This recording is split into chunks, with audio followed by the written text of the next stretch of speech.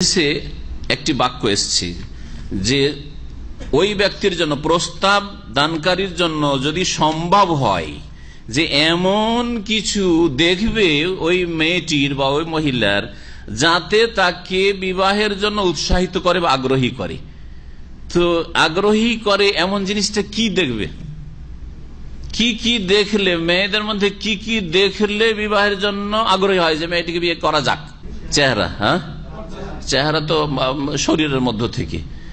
আর গত সপ্তাহে একটা হাদিস উল্লেখিত হয়েছে যে তুনকাহুল মারআতুল, আরো পুরুষদেরকে আকৃষ্ট করে সৌন্দর্য ছাড়া, চেহারা দেখলে বোঝা যায়, সৌন্দর্যের অনুমান করা যায় যে কেমন সুন্দরী, হ্যাঁ, আর এছাড়াও পয়সা দেখেও অনেকে আকৃষ্ট হয় বিয়ে করার জন্য, অনেকেই, হ্যাঁ, বংশীয় মর্যাদা দেখে আকৃষ্ট হয় বিয়ে করার জন্য অনেকেই।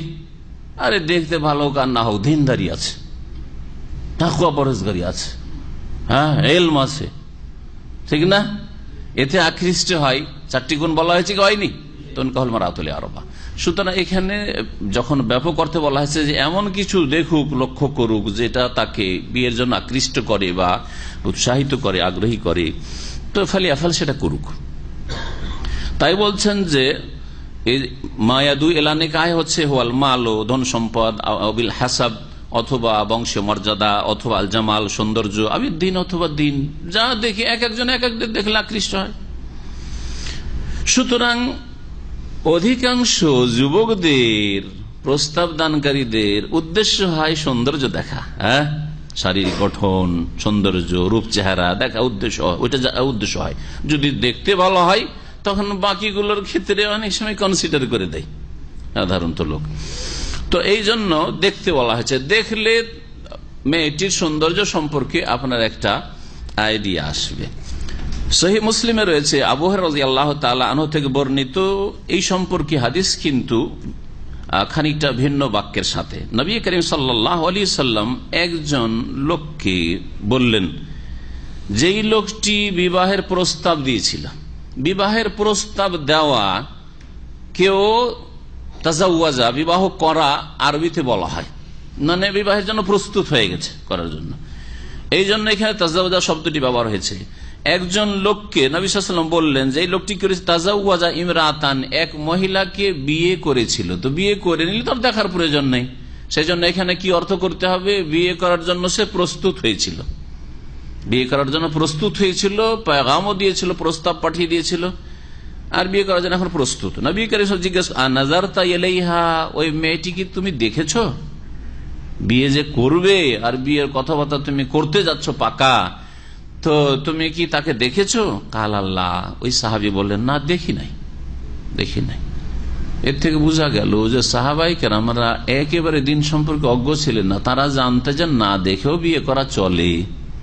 এটা মাসলা আগে আমাদেরকে জানতে হবে হাদিস থেকে, না দেখেও বিয়ে করা জায়েজ। বিবাহ করার জন্য দেখা শর্ত না, না দেখে, আমার মা দেখেছে বিয়ে করে নিল, বাপ দেখেছে নয়, আবার না জায়েজ কাজ। এটা ভালো করে শোনেন, ভালো করে শোনেন, কারণ আমাদের সমাজে কে দেখেছে, আরে বাপ না দেখলে বিয়ে দেয়, রাজি করা যাবে না। ছেলে যদি বলে যে আব্বা আপনি দেখবেন, আপনার জন্য জায়েজ, ফতোয়াবাজি করছিস তুই, যা বাড়ি থেকে, তাড়িয়ে দিয়ে বাড়ি থেকে, তাই না? জি হ্যাঁ। বড় ভাই, বড় ভাই আপনার জন্য হারাম, আমি বিয়ে করবো, আপনি দেখবেন, বলেন তো দেখি সমাজে আমাদের, হ্যাঁ, বাড়ি থেকে দানাই উঠে যাবে হয়তো। হ্যাঁ, আর যদি কারো ঘরে বোন থাকে আপনার, তাহলে তার কাছে তো আপনি দুর্বল। আমাদের সমাজে বোন দিয়েছেন, সেজন্য তার কাছে মেয়ে দুর্বল হয়ে গেছেন। দুলা ভাইকে, ভগ্নিপতিকে না দেখতে দিলে কি তাদের অভিমান, দেখতে দিল না। আপনাদের কথা বাদ দেন,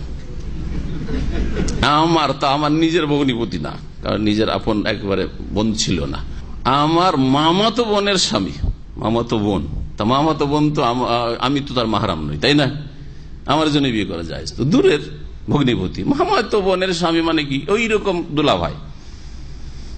বিয়ে শাদী করেছি, তাকে দেখতে দেওয়া হয়নি, দাওয়াত দেওয়া হয়েছে, খেয়ে দিয়ে বেচারে বিদায় হয়ে গেছে, দেখার সুযোগ পাইনি। আরে কি রাগ তার, কি রাগ। 1988-89 কথা, সেই সময় আমাকে ওর বাড়িতে, আমার বাড়িতে তো কিছু বলতে বা সাহস করে নাই, আমার ওই তো ভগ্নিপতি দুলাভাই, কি বলবে, হ্যাঁ, নিজের হইলে আবার দেখাইতো, গায়ের জোর দেখাইতো কিছুটা, তাই না? আর নিজের হয়তো আর জাহিল যদি হইতো আবার গায়ের জোর কিছুটা দেখাইতো। আর মান অভিমান বা বোনকে কষ্ট দেওয়া এইসব জাহেলদের পক্ষ থেকে, হ্যাঁ তোর ভাই দেখতে দিবে না, কষ্ট দিত, মানসিক কষ্ট দিত অথবা শারীরিক, মেলা রকমের কষ্ট দিতে পারে এইসব জাহেল মূর্খগুলো। ওর বাড়িতে খাওয়া দাওয়াতে বসছি, আর ওই সময় যে আমার ওপর তার বর্ষণ শুরু হয়েছে, বেশি তোমরা পরিষ্কার হয়ে গেছো না, আর খুব সুন্দরী না, আমাদের দেখলে একবার হারাম হয়ে যাবে। হ্যাঁ, আরে আমি বললাম কি আপনি হালাল বলছেন নাকি? আমি বলছি আপনি হালাল বলছেন নাকি? বয়স আমার অনেক বড়, কিন্তু বলতে তো হবে কথা, এখন তার চুপ থাকা যাচ্ছে না। তবে হালাল বলছেন, বলেন কোন আয়াত হাদিসের ভিতরে আপনার জন্য দেখা হালাল, জানা যায় আপনার জন্য দেখা? তো বলছে ওই সব এইখানে চলবে না, এই দেশে চলবে না। শেষ উত্তর আমাদের দেশের পাপীদের, শেষ উত্তর বাংলাদেশে চলবে না এটা। এসব ইসলাম পালন করলে সৌদি আরব চলে যেতে হবে, এসব ইসলাম পালন করলে এক পা বাড়ানো যাবে না। এগুলো মুরতাদ টাইপের লোকদের কথা।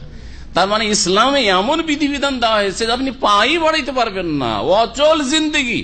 অথচ এটা হচ্ছে পূর্ণাঙ্গ জীবন বিধান।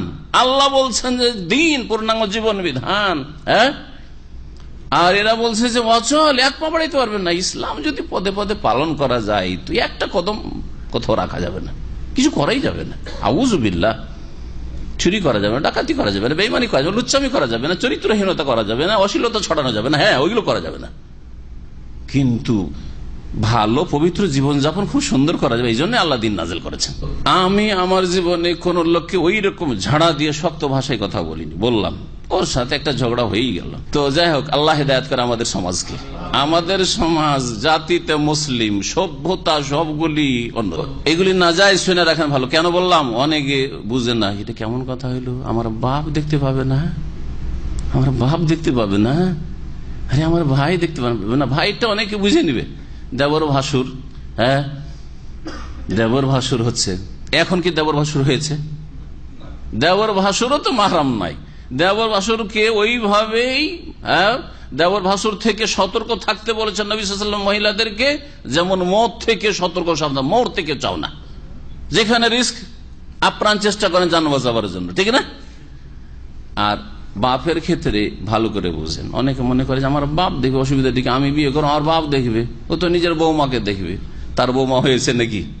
যতক্ষণ আপনি কবুল না করেছেন, কাবিল তামিল কবুল করলাম এই কথা না বলেছেন, তো আপনার বাপের ওইটা বৌমা হয়েছে কি?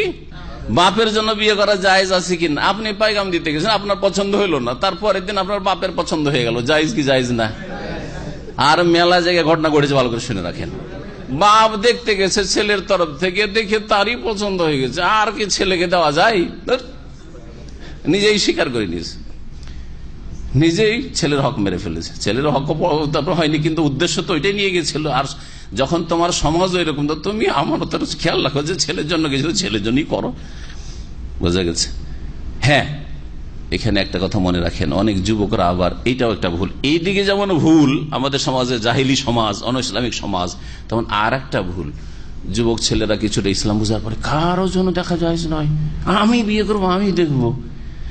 আর যুবক মানুষ একটা যুবতীকে দেখলে ও প্রথম খানে যেমনই হোক, ওকে ভালো ছাড়া প্রশ্নই ওঠে না, ভালো চোখ বন্ধ করে, কারণ ও বিয়ে করার জন্য মাতাল হয়ে আছে এই নিয়ামত পাওয়ার জন্য। সুতরাং ওর চোখে সব ভালো দেখে, কালো ভালো দেখে, চরিত্রহীনাও ভালো দেখে, বেহায়াকেও ভালো দেখে, সব ভালো দেখে। যার ফলে শুধু যদি ওই যুবকের উপর ছেড়ে দেন যে আপনার ছেলে বিয়ে করে, বাবা তুই দেখাই, তুই দেখলে হবে, আর আপনার স্ত্রীও গেল না, আপনার মেয়েরাও গেল না, কেউ গেল না, একাই সে চয়েস করলো। অনেক সময় এই ক্ষেত্রে এই বিবাহ স্থায়ী হয় না, বুঝা গেছে? অথবা সেই ছেলে জালে ফেসে যায়,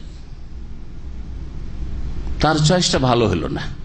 এই জন্য মধ্যম পন্থা হচ্ছে যে হ্যাঁ, পুরুষদের মধ্যে আপনি দেখবেন, আপনার সাথে কোনো বন্ধু দেখবে না, আপনার বাপও দেখবে না, আপনার ভাইরাও দেখবেন না, যদি শরীয়ত মেনে চলেন। তবে আপনার মা দেখুক, আপনার মা দেখুক, জি হ্যাঁ, আপনার বোনেরা দেখুক, জি আপনার খালা ফুফু দেখুক, যদি আপনার একজনের উপর পুরোপুরি আস্থা না হয়, কি জন্য এত আমানতদার লোক আমাদের সমাজে, মাকেও পাওয়া মুশকিল, অনেক সময় বোনদেরকেও পাওয়া মুশকিল, বোনরা চাই না হয়তো ওখানে পাবো না, কিছু গরিবের বাড়ি ওখানে পাবো না, ভাইটাকে বুঝিয়ে দেবো না, ভালো হবে না, হতে পারে এরকম।